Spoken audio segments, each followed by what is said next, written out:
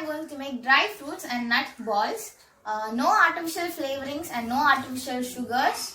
This is loaded with nutrients. So what I need here is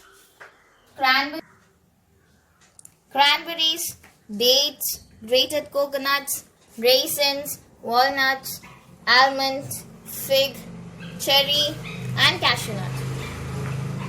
And now I am going to mix all these dry fruits and nuts together.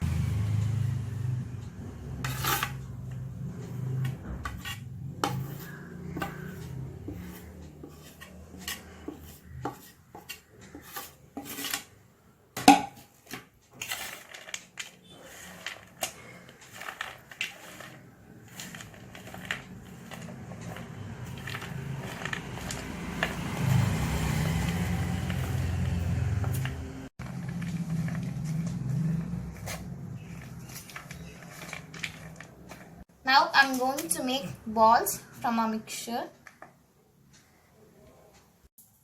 I've rolled them into balls. Now our dry fruits and nuts balls is ready to eat.